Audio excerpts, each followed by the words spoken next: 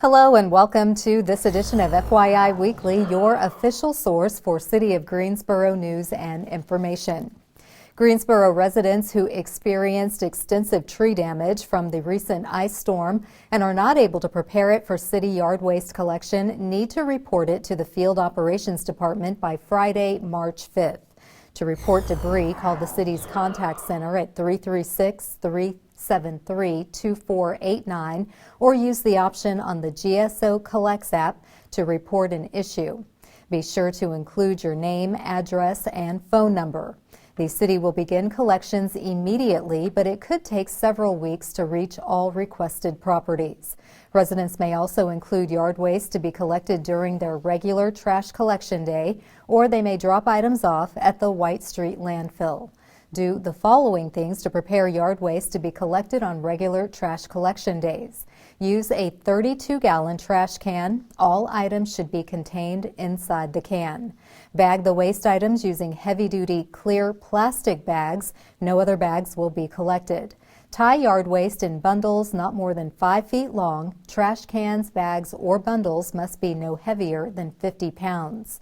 If residents have the ability to haul their storm debris to the White Street landfill compost facility, the city will waive the typical yard waste fees for Greensboro residents. This option is available until the close of business on Saturday, March 6th. The landfill is located at 2503 White Street, and the operating hours are from 7:50 a.m. to 4:50 p.m. on weekdays and from 7 a.m. to 1 p.m. on Saturdays. The city's 10-year plan to commit $50 million in local funding to improve access to and the condition of affordable housing in Greensboro kicks off in a couple of months. The implementation phase will address the creation of a preservation fund to be used to buy and rehabilitate multifamily properties and use them as affordable housing. The Housing GSO plan outlines funding options over the next 10 years and aims to add up to 6,000 additional affordable units to Greensboro. Another part of the implementation phase of the plan is to work with stakeholders to determine what needs exist in these neighborhoods. Consulting firm HR&A Advisors began work on Housing GSO in May 2019. They were tasked with developing the analysis of impediments to fair housing choice, or AI, the 5-year consolidated plan, and a 10-year affordable housing plan. While the AI and consolidated plan are required by the U.S. Department of Housing and Urban Development, they also set the stage for the next 5 years of funding priorities and housing goals in the city of Greensboro. Part of the process involved using local, state, and federal housing data and interviewing city officials, local housing-related organizations, vulnerable populations, and community leaders. This process provided a meaningful path toward implementation, and ultimately the plan titled Housing GSO, Creating Opportunities to Build a Better Community. For more information about the 10-year affordable housing plan, visit the city's website. The NC Works Career Center in Guilford County is hosting a virtual career fair from 10 a.m. to 2 p.m. on Wednesday, February 24th. Representatives from the following employers are scheduled to attend the virtual event: Leggett and Platt, Guilford County Schools, XLC Services, Endura, Bayeda Home Healthcare, Packrite, Ecolab, Bojangles, Waffle House, and A Servant's Heart. Job seekers can submit applications, engage with employers via chat and live video conference options to discuss available positions, preferred skills and training, hiring, and interview processes. Applicants must provide a resume and contact information to NC Works Career Center and have an active NC Works account. Staff will be on hand to assist anyone needing to register. NC Works Career Centers provide a variety of no-cost resources to help job seekers acquire sustainable income and meaningful employment. The City of Greensboro's Office of Workforce Development is the administrative and service arm of the NC Works Career Centers in Greensboro and High Point. For more career fair details and registration, visit the NC Works website. The city developed a partnership with Cone Health to share a series of brief and informative videos designed to inspire you to make better choices when it comes to healthy living. Following these tips is an easy way to help each of us improve our quality of life. Let's take a moment to check out today's News for Your Health. It is estimated that 30 to 40% of children do not get enough sleep. Does your child get enough rest? So sleep is so important to health, whether you're 8 or 80 years old. It's a time for your body to restore and rebuild and for your brain to process all of the new information it's learned throughout the day. But it's even more important for children and teenagers because it has such a direct impact on their physical and mental development. According to the National Sleep Foundation, children between the ages of 1 to 2 need 11 to 14 hours of sleep throughout a 24-hour period. Ages 3 to 5 need 11 to 13 hours of sleep throughout a 24-hour period. School-aged children between 6 and 13 need 9 to 11 hours of sleep at night. And teenagers between 14 and 17 years need 8 to 10 hours of sleep at night. But teenagers, when they hit puberty, it does affect their sleep-wake cycle, so it does make it harder for them to fall asleep in an earlier hour. So signs that your child may not be getting enough sleep, if they have hyperactivity, trouble focusing in school, a very difficult time waking them up in the mornings, or falling asleep at school. So what can we as parents do to ensure that our child gets a good night's rest? First, you need to make sleep a priority in your house. Educate your children on why sleep is important and why they need so much sleep, and be a good role model as a parent and let them see that sleep is a priority to you. Next, you need to be consistent. I need consistent bedtime and wake-up times, regardless whether it's a weekday, a weekend, or a school break. It's okay to occasionally let your child stay up later than normal or sleep in later than normal, but don't make this a habit because this will make it harder for them to get back into the routine, and it may lead to sleep problems. They also need a consistent bedtime routine. For younger children, this could be taking a warm bath, reading them a book, having a few minutes of snuggle time. For older children and teenagers, it can be a hot shower, reading themselves a book, or listening to calming music. You do want to limit screen time and keep all electronic devices out of the bedroom. Electronic devices such as TVs, cell phones, laptops, tablets, all of these can seriously impact your child's ability to fall asleep and stay asleep. The lights and glow from these devices actually stimulate their brain. It can cause frequent awakenings throughout the night. Next, you need to limit their caffeine. Sodas, coffee drinks, energy drinks, all of these will stimulate the child and make it very hard for them to fall asleep. And you also need to be aware of chocolate because it also has caffeine in it. Next, you need to get your child exercising. Anything to keep them active during the day will help them sleep better at night. And keep your child's bedroom comfortable. A cool temperature is the ideal sleeping environment. You might want to consider room darkening shades if there's outside light that interferes with their sleep. And a white noise machine can always be good to help drown out outside noise. When children get the recommended hours of sleep, it helps them focus better, whether it's a toddler learning how to walk or a teenager learning how to drive. Studies show that when children get the hours of sleep that they need, they're less likely to make unhealthy choices, they're less likely to have behavior problems, and teenagers are less likely to have car accidents. If you're still concerned about your child's sleep patterns, please consult your child's pediatrician or family physician. They may want to order a sleep study for your child at our sleep disorder center. Most sleep disorders can be easily diagnosed and treated.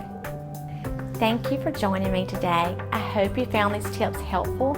For more information, go to conehealth.com/sleep. I'm Ginger Van Ness. The Greensboro Workforce Development Department is taking its services on the road. In the coming weeks, you'll see a mobile career center moving about the city. We'll have that story and more news coming up after the break. Stay with us.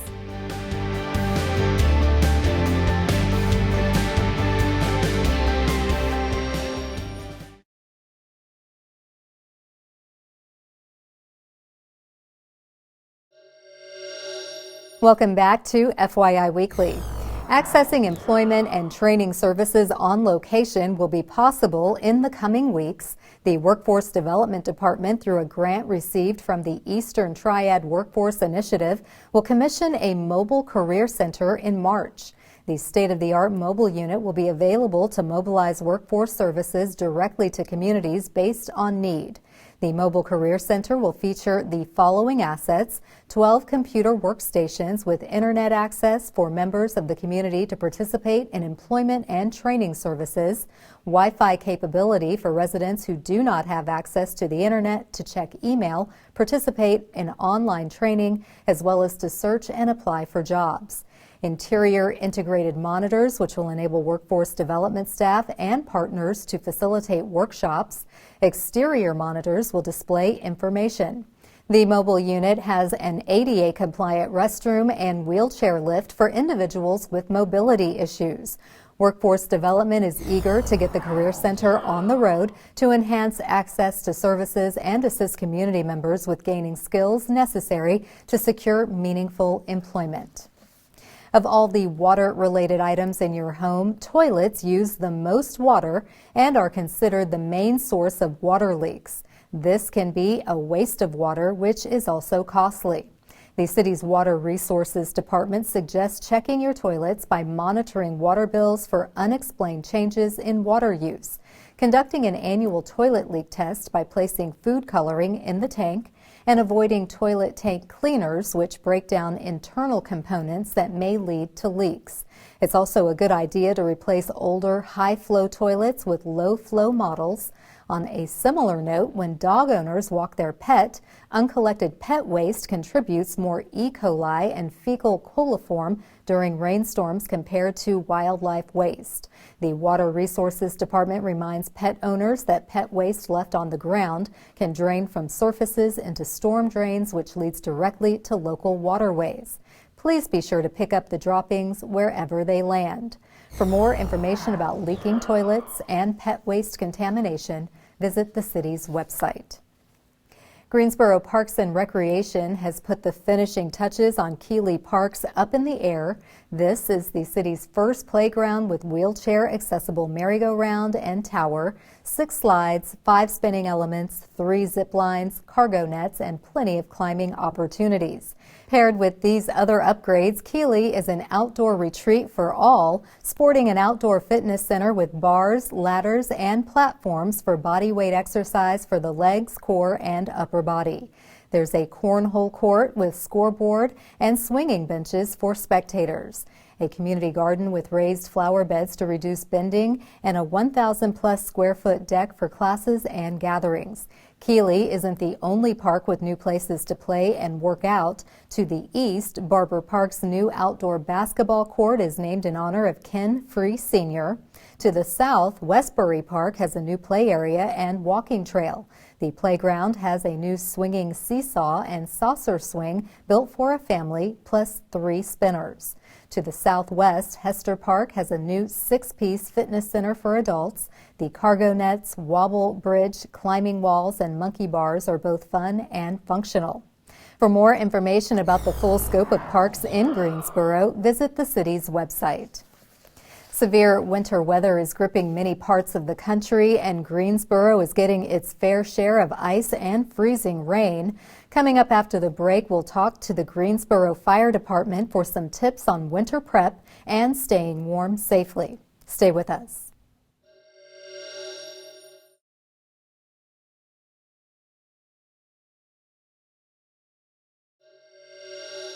Welcome back to FYI Weekly. As a result of the inclement weather we recently experienced, Zoom proved to be the safest way for my guests to join me. Dee Shelton is the public and life safety educator with the Greensboro Fire Department. She joins me virtually to tell us the best practices for getting homes ready for winter storms and how to stay warm safely. Hello, Dee. Welcome, and thank you for joining me. Oh, you're welcome, and thanks for having me. Absolutely. Now, of course, anytime we have widespread power outages, as we have experienced in recent days, people think about getting a generator. But what kinds of things do you want us to know in terms of safety before you bring a generator into your home?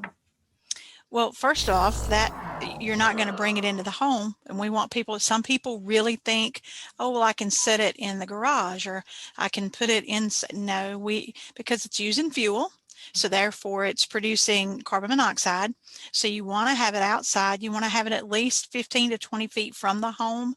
You want to make sure that the exhaust is pointed away from any doors, windows, or vent openings, so that you're making sure that that carbon monoxide is not entering back into the home.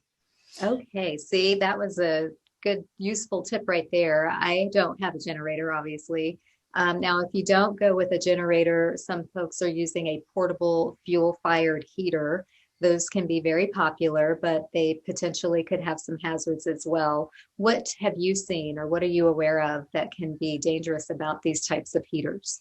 Well, again, there is the possibility of carbon monoxide poisoning because you are burning a fuel, just like with a traditional wood burning, like your stove or your gas logs, or some people just have a traditional chimney. All of this, you are burning a substance, whether it be a liquid fuel or wood or coal, whichever you choose to use, and it's putting off carbon monoxide. So you want to make sure that you're doing that correctly with those fuel-fired portable heaters, such as kerosene heaters. Make sure that you are using the correct fuel in those. You know, a lot of times we only need these a couple of times a year, and so you go out, you fill up your tank or your container, but then we also have the container that has the fuel for the the lawnmower or whatever. Those are two completely different fuels, and so you want to make sure that you're marking those so that you don't accidentally put gasoline into a kerosene heater, because that is a terrible outcome if you do that. Yes, I'm thinking explosion and fire. Yes. Now, with all the options that you've listed in terms of ways that we can stay warm, whether it's your generator, the fuel-fired heater, gas logs, the traditional wood-burning chimney, are there any extra steps before people start using any of these items that they need to be taking just so that they are not exposed to any dangerous conditions? Absolutely. You want to make sure, like we talked about, that you've got a carbon monoxide alarm. In more of the modern homes, many of those alarms, they're going to be a combination with your smoke alarm. What we want people to realize is that they do have a date where they go bad. With smoke alarms, it's 10 years. With carbon monoxides, if it's a single unit, it could be anywhere from 5 to 10 years. You have to read your manufacturer's information on that. With a combination, typically those are 10 years as well. But look for a date. This date is not going to be like your milk. It's not the expiration date. It is the date that it was manufactured. People think when they push the button and test it that it's working. You're testing the battery. That's what's working. The sensor is what goes bad. It has radiation in it that dissipates over time, and that's where our issues come in. Okay. Now I'm going to throw this in before we wrap up because, as I said, we're watching so many places across the country being gripped with this winter weather and hearing of so many people dying of carbon monoxide exposure. And some of that is from people going into their car to stay warm. Is that primarily somebody in a garage or an enclosed area and they don't think to open the garage door before they use the car as a heat source? Absolutely. And you want to pull the car out. Even cranking the car and opening the garage door, it still can build up in there because the smoke and fumes are going up as they normally do, and it can still build. Another issue is people trying to charge their cell phones because we can charge them in the vehicle. So it's not only, a way of staying warm, but a lot of times it's a way to have a connection to everyone with your cell phones, and you're not thinking about it. You go to the garage, crank the car to charge it for a bit. Next thing you know, you're sleepy. You go to sleep, you don't wake up. Okay. Before you leave us, let us know what number people can reach you so that they can follow up on the tips that you've given us or ask additional questions that I didn't think to ask and make sure that they are fully safe and ready for the next winter storm. Sure. So our alarm line is 336 373 2576. If you need smoke alarms, this would be the number that you would call. And they could call me right here at my desk at 336 373 7834. Okay, well, thank you, Dee Shelton, for taking time out to explain the importance of winterizing our homes, but also the ways to make sure that we're safe during the course of these winter storms. We don't want anyone to have any unnecessary injury or death. And I'm sure our viewers found this information helpful. Do come back. I know you have a plethora of safety tips that you can share with us, and we look forward to having you back again. Thanks, Carla. We appreciate it. Thank you. Stay tuned for some useful information as we tell you something about the city. That's coming up after the break. Stay with us.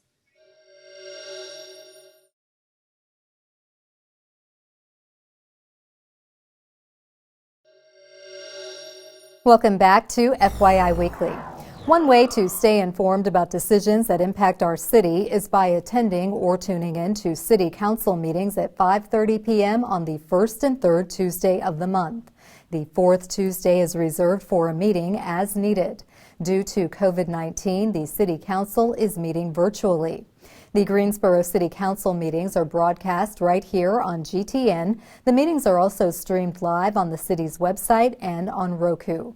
City Council meetings usually take place on Level 2 of the Melvin Municipal Office Building, located at 300 West Washington Street. To review the council meeting schedule and agendas, please visit the city's website. Here's an opportunity to learn a little something about the city. The City of Greensboro Community Food Task Force will host quarterly community connection forums this year. The quarterly sessions kicked off on February 9th via Zoom. The next forums will take place at 2 p.m. on May 11th, August 10th, and November 9th. Each forum will consist of a presentation from one partner organization or panel discussion on a timely topic, followed by a share session. Individuals and groups are invited to provide updates on feeding programs and related news. The task force is a group of partner organizations and government agencies working toward a healthier Greensboro through advocacy and increased access to nutrition and local foods. To participate in future Community Connection forums, register online by visiting the city's website. Coming up after the break, we'll showcase our department spotlight, but first we have an important message about COVID-19.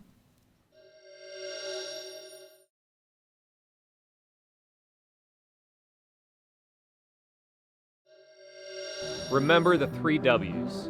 Wear a cloth face mask covering, wait 6 feet from others, and wash your hands often. By working together, we can adjust to this new normal and continue to save lives.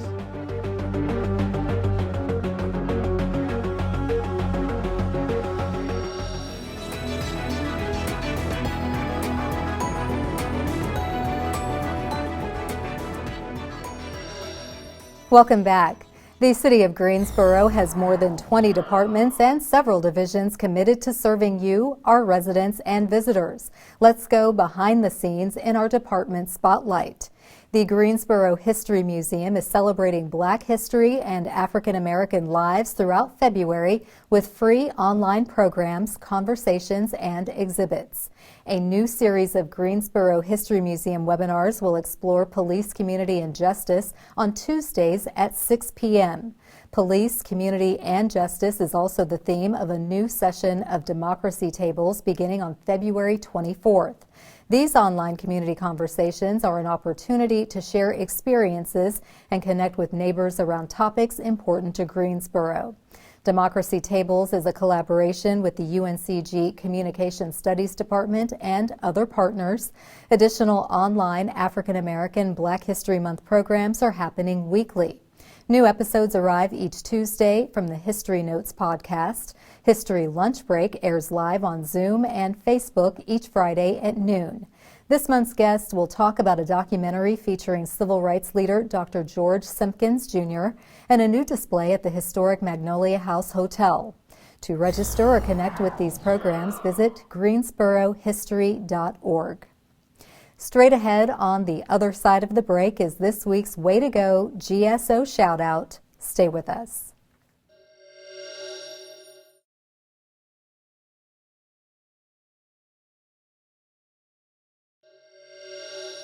As we draw to a close, we always want to end on a positive note with our Way to Go GSO Shout Out. This week's shout out goes to the Greensboro Fire Department. Congratulations are in order for Brent Gerald, who was promoted to Deputy Fire Chief. Chief Gerald has been with the city for nearly 34 years and has served in various roles throughout the fire department. He is a lifelong resident of Greensboro, a graduate of Page High School and North Carolina A&T State University. Deputy Chief Gerald spent 28 years in the U.S. Army Reserves, retiring as a lieutenant colonel. In his new role, he will lead the support services branch of the Greensboro Fire Department.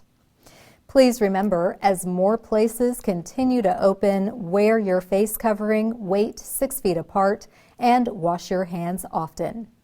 That concludes this edition of FYI Weekly, but you can easily stay connected to the latest city news by linking to us on Facebook, Twitter, YouTube, and Instagram. Alexa users can subscribe to our 5-minute flash briefings, which airs on 90.1 FM. Be sure to download our weekly podcast, Talk City Greensboro, and now GTN is streaming on Roku. For all of us here at the City of Greensboro, thanks for watching, and we'll see you next time.